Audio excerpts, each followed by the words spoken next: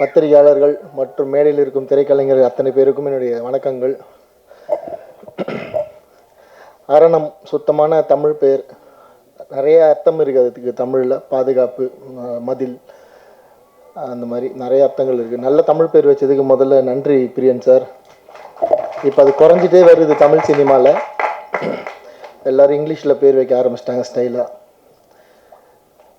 நிறைய இந்த மாதிரி சொல்கிறப்பவே பவர்ஃபுல்லாக இருக்க தமிழ் பேர்கள் இருக்குது, தேடி வைங்க. இயக்குநர்கள்கிட்ட நான் ஒரு கோரிக்கையாக வச்சுக்கிறேன் இந்த நேரத்தில். நான் இந்த படத்தோட இந்த ஃபங்க்ஷனுக்கு வந்ததுக்கு காரணம் பிரியன் சார் தான். அது இல்லாமல் என்னோட 2 அசோசியேட்ஸ் இருக்காங்க. என்னோட பிஆர்ஓ புவன் ஃபோன் பண்ணி, அண்ணா நீ வந்தே ஆகணும், பிரியன் சார் உனக்காக வெயிட் பண்ணுறாரு அப்படின்னு இவரே சொல்லிட்டாரு. புவன் சொன்னால் எதுவும் மறுக்கிறது இல்லை. ஸோ புவனுக்காகவும் பிரியன் சாருக்காகவும் and Murugan sir, MRT music, எனக்கு திரௌபதியும் பகாசுரனும் அவர் தான் பண்ணி கரெக்டாக போய் சேர்த்தார் மக்கள்கிட்ட. அதனால் நீங்களும் கவலைப்பட வேணாம், அவர் போய் சேர்த்துருவார் அந்த ஆடியோவை கரெக்டாக. எங்கே ப்ரமோஷன் பண்ணணுமோ அவங்க ப்ரமோஷன் பண்ணி அந்த பாடலை கொண்டு போய் சேர்த்துருவார். எங்களை மாதிரி மீடியம் பட்ஜெட் மூவிஸ்க்கு வந்து எம்ஆர்டி மியூசிக் வந்து ஒரு பெரிய வரம். நல்ல ப்ரைஸும் கொடுப்பாங்க, நல்ல சப்போர்ட் பண்ணுவாங்க. ஃபோன் பண்ணால் எடுப்பாங்க, பதில் சொல்லுவாங்க. தொடர்ந்து வாட்ஸ்அப் குரூப்பில் நம்ம டச்லேயே இருக்கலாம் அந்த ப்ரமோஷன் சம்மந்தமாக. மற்ற ஆடியோ கம்பெனிகளில் அது கஷ்டம், இந்த மாதிரி பட்ஜெட் படங்களுக்கு எடுக்க மாட்டாங்க ஃபோன். ரெண்டாவது, ஒரு படம் எடுக்கிறது எவ்வளோ கஷ்டம் அப்படின்னு எல்லோரும் சொல்லியிருந்தாங்க. உண்மையிலே கஷ்டமான விஷயம்தான். சந்தோஷம் ஒரு க்ரௌட் ஃபண்டிங் படம், தமிழ் சினிமாவோட 2வது க்ரௌட் ஃபண்டிங் படம் ஆடியோ லான்ச் வரைக்கும் வந்திருக்கு. நிறைய பேர் ட்ரை பண்ணுறாங்க. ஸோ ஃபஸ்ட்டு என் படம் வந்ததில் எனக்கு ரொம்ப பெருமை. இது 2வது படம் ஆடியோ லான்ச் வரைக்கும் வந்துருச்சு. வர வெள்ளிக்கிழமையும் சார் ஒரு ரெக்வஸ்ட், அது இந்த சமயத்தில் கன்னியாகுமரி, திருநெல்வேலி, தென்காசி, தூத்துக்குடி, அந்த பக்கம் நாகர்கோவில் பக்கம்லாம் மழை அதிகமாக இருக்குது. ரொம்ப முக்கியமான ஏரியா மதுரையும் திருநெல்வேலி. ஸோ திருச்சி பக்கமும் கொஞ்சம் மழை இருக்குதுன்னு கேள்விப்பட்டேன். ஸோ 3 ஏரியா முக்கியமான ஏரியா மழை இருக்குது. ஸோ அதை பார்த்துட்டு இந்த வெள்ளிக்கிழமை ரிலீஸ் வந்து முடிவெடுங்க. முடியலன்னா கொஞ்சம் ஒரு வாரம் தள்ளி வாங்க. ஏன்னா நீங்கள் எத்தனை பேரோட உழைப்பு இருக்குது, இத்தனை தமிழ் ஆர்வலர்களோட உழைப்பு இந்த படத்துக்குள்ளே இருக்குது. இது மக்கள்கிட்ட போய் சேரணும். இதுக்கு ஒரு நல்ல டைம் கூட எடுத்துக்கலாம் நீங்கள் இந்த வாரம் அப்படி மிஸ் பண்ணிங்கன்னா. ஏன்னா முழுக்க தமிழ் ஆர்வலர்கள் எல்லாம் இணைஞ்சிருக்கீங்க. இங்கே வந்து உட்காந்தப்போ தான் அது வந்து இன்னும் டீட்டெயிலாக தெரியுது. நான் பிரியன் சார் எனக்கு சொன்னது ஒரு 10 பேர் சேர்ந்து படம் எடுத்துருக்கோம் அப்படின்னு தான் சொன்னார். ஸோ 10மே பாடலாசிரியர்கள், அதுவும் அவர்கிட்ட வந்து பயிற்சி பெற்றவர்கள். அவங்க ஒரு பாடலாசிரியரை கதாநாயகனாக இயக்குநராக உருவாக்கணுன்ற எண்ணத்தால் அவங்களோட சேமிப்பை கொடுத்து பண்ண படம்.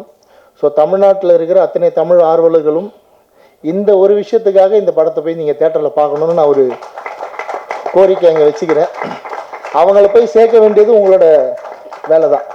ஸோ தமிழ் மீது ஆர்வம் கொண்ட பலர் இருக்காங்க. ஸோ இவங்கெல்லாம் சேர்ந்து எடுத்த படம்னு சொல்லுங்கள், கண்டிப்பாக டிக்கெட் கொடுத்து உங்களுக்காக ஒரு தடவை போய் பார்ப்பாங்க. அதை தாண்டி நான் இந்த படமத்தோட ஃபஸ்ட்டு வெர்ஷன் பார்த்துட்டேன். இப்போ ரீசெண்டாக இந்த வெர்ஷன் நான் பார்க்கல. பிரியன் சார் வந்து என்னை கூப்பிட்டு நீங்கள் இந்த படம் பார்த்தே ஆகணும் அப்படி சொல்லி நான் வந்து போய் பார்த்தேன். ரொம்ப நல்லா ஒரு ஃபஸ்ட் டைம் டைரக்ஷன் பண்ணுற மாதிரி அப்படிலாம் இல்லை. ஏன்னா பிரியன் சாருக்கு சினிமா புதுசு இல்லை, அவருக்கு எல்லாமே தெரியும். இருந்தாலும் ஒரு இயக்குனராக கதாநாயகனாக இருக்கிறப்ப அது ரொம்ப சிரமமான விஷயம். நம்ம மானிட்டர் பார்க்க முடியாது, நடிச்சுட்டு தான் போய் மானிட்டர் செக் பண்ணணும், டபுள் வேலை அது. அப்படி இருந்தும் ஒரு தரமான கதையை தேர்ந்தெடுத்திருக்காரு. பர்ஃபார்மன்ஸில், அவங்களோட லொக்கேஷனில், பட்ஜெட்டில் எங்கேயோ சின்ன சின்ன தவறுகள் இருக்கலாம். ஆனால் நல்ல கதை, நல்ல திரைக்கதையை தேர்ந்தெடுத்திருக்காரு. அதில் கண்டிப்பாக அந்த படம் ஜெயிக்கும், நிற்கும். ரொம்ப நல்ல சஸ்பென்ஸ் த்ரில்லர்.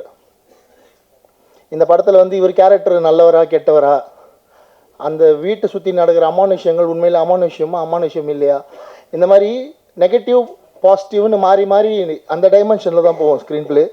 அது தமிழ் தெரிந்த புலவர்களுக்கே உண்டான திறமை போல் அவ்வளோ அருமையாக எழுதியிருக்காரு அந்த விஷயங்கள்லாம்.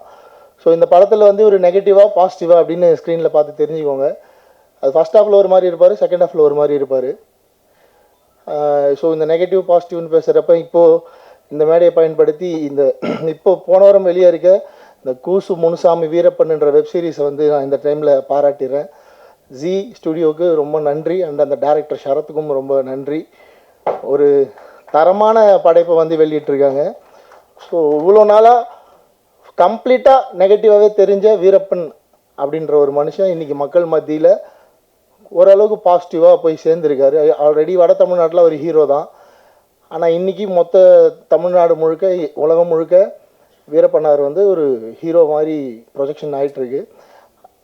நிறைய மாற்று கருத்துக்கள் அந்த வெப்சீரிஸில் இருந்தாலும் அவர் என்ன காரணத்துக்காக அந்த வீரப்பன் அப்படின்ற அந்த அவதாரம் எடுத்தார், எந்த வயசுலேருந்து அவர் அந்த காட்டுக்குள்ளே போய் அங்கே இருக்க மக்களுக்காக சண்டை போடலாம் அப்படின்னு முடிவெடுத்தார் அப்படின்னு ரொம்ப அருமையான கண்டென்ட்டு அமைஞ்சிருக்கு.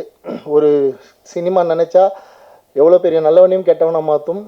உண்மையாக சொல்கிறேன், ரியல் லைஃப் இன்சிடெண்ட் எவ்வளோ பெரிய நல்லவனையும் கெட்டவனாக காட்டும், எவ்வளோ பெரிய கெட்டவனையும் ஹீரோவாக மாற்றும். அது வந்து சினிமாவுக்கு அந்த பவர் இருக்குது, எழுத்துக்கு அந்த பவர் இருக்குது. ஸோ வீரப்பன் அவர்களுடைய இன்றைக்கி வரலாறு மக்கள் மத்தியில் ஒரு ஹீரோவாக மாறிட்டுருக்கார். இருந்தும் அந்த டாக்குமெண்ட்ரி வந்து அவர் கிரிமினல், தீவிரவாதி, வில்லன், கொலைகாரன் அப்படின்னு தான் முடியுது. அதுதான் உண்மையும் கூட. பட் என்ன ரீசனுக்காக அவர் அதெல்லாம் பண்ணார், அவருக்கு எந்த கோபம் என்ன இந்த சமூகத்தின் மேலே அப்படின்றது வந்து இன்றைக்கி தான் மக்களுக்கு தெரிஞ்சிருக்கு, பல வருஷம் கழித்து.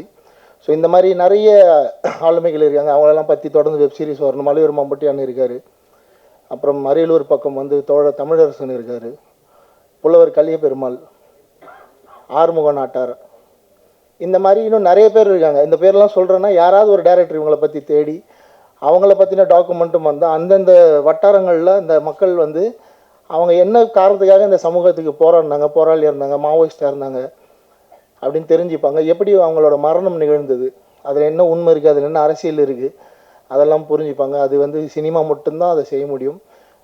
என்ன தான் பத்திரிகை, மீடியா அதெல்லாம் நியூஸ் வந்தாலும் திரைச்சித்திரமாக பார்க்குறப்ப அது பெருசாக போய் மக்கள்கிட்ட ஒரு பெரிய பாதிப்பை ஏற்படுத்தும். ஸோ அந்த வகையில் அந்த கூஸ் முனுசாமி வீரப்பன் தொடரை எடுத்த அத்தனை பேருக்கும் என்னுடைய மனமார்ந்த நன்றிகள் இந்த மேடையில். நெக்ஸ்ட்டு நம்ம திருப்பி அரண்மனைக்குள்ளே வந்துடுவோம். ரொம்ப சந்தோஷமான தருணம். ஒரு அநேகமாக ஸ்நேகன் சார், பா விஜய் சாருக்கு அப்புறம் நீங்கள் ஹீரோவாக இருக்கீங்க இல்லையா, ஒரு பாடலாசிரியராக, வேறு யாரும் இல்லை.